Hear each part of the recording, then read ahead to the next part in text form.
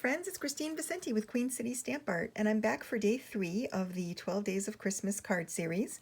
Today I'm going to be using the stamp set Gnome for the Holidays. These cute little gnomes are all the rage. I see them all over the place. I was in TJ Maxx the other day and I saw the cutest little collection of felt gnomes that you would put like as a decoration, maybe on your mantle or when you're decorating for Christmas. So adorable. So I think this gnome stamp set has been very popular, and we're going to use it today to make the card. So we're also going to be using a panel that has been embossed with the Stampin' Cut Emboss folder, Winter Snow. So we're adding a little frostiness to this card as well.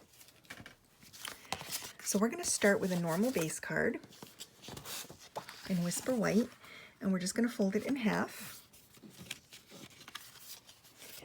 And then we're going to layer this piece onto the front of the card using tape runner adhesive or wet glue. That works as well. We're just going to center that right here.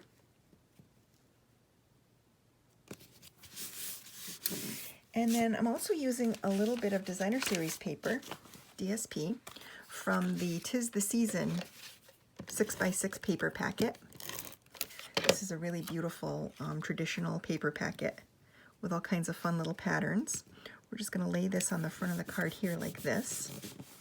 And then we're going to get down to some stamping. So I'll set this aside and pull out my little panel. So I used a die cut from the Stitch So Sweetly dies. And we're going to use this to create our little focal image. And we're going to use a Memento Black ink pad because we're going to be coloring with some of the blends markers to make him really cute. So I'm going to ink up the image, and then I'm going to stamp it right down here on the card panel, just like that. Great. And then I'm going to let that dry for a second, and I'm going to grab my red ink pad so that I can stamp the little sentiment strip. So I've got some real red ink and the sentiment, and we're just going to stamp that there. And then we're going to trim it up with my scissors here. I'm going to create a little fishtail end on each of the ends. Just like that, and set it aside. So now that this has had a chance to dry for a sec, I'm going to start coloring him in. And so I'm just using a bunch of the different blends markers. It's not going to be any kind of crazy coloring and shading. I'm just going to color in normally, and I'm going to use the little bullet tip to color because it's kind of a small image.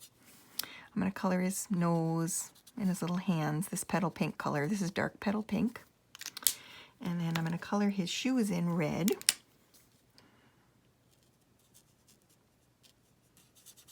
And he's pretty quick and easy to color in. This is not going to take a lot of time, maybe a minute. And then for his beard, I'm doing a couple of different colors of smoky slate. So I'm going to start with the light smoky slate. And I'm going to color in the whole thing. And when I color with these blends markers, I like to color in small circular motions. I feel like it gives a good swath of color, and you don't see the lines. That's one of the beauties of alcohol markers anyway, is that it's not as, it gives a much smoother coloring look. And these are beautiful markers. I love that they give you two, a dark and a light. It kind of takes the scariness out of shading when you have two to go by. So I put all the light in, and now I'm going to do a little bit of dark. I'm just going to put some dark near his mustache, and a little bit under his nose, and a little over here by his arms, just like that. And then I'm going to blend that out with the light marker.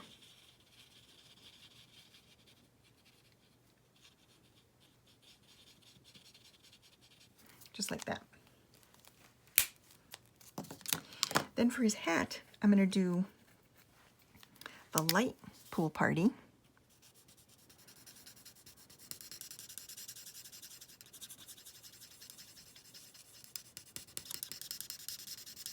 Over most of the hat. I'm just going to leave a little bit of white there. And then I'm going to take the dark pool party and I'm just going to add a little bit of darkness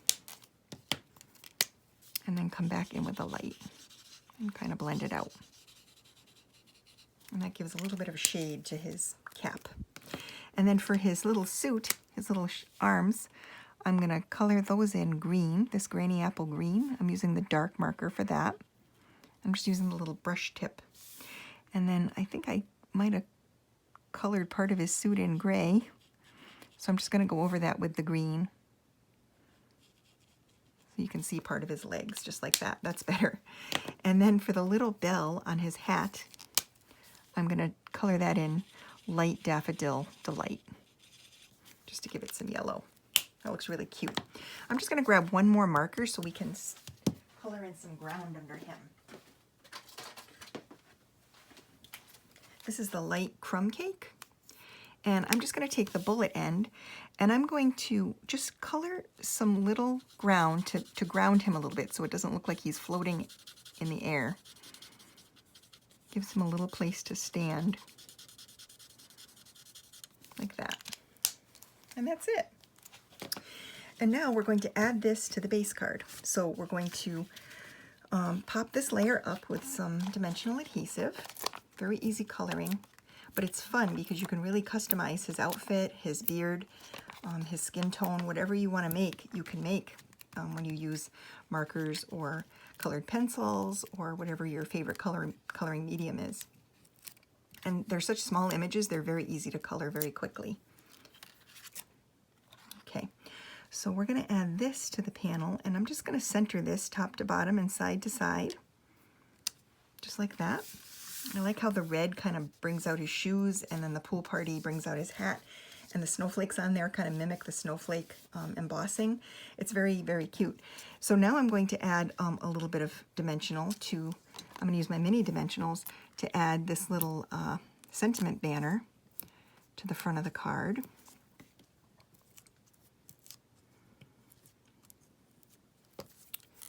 And we'll just put that right here. Just like that.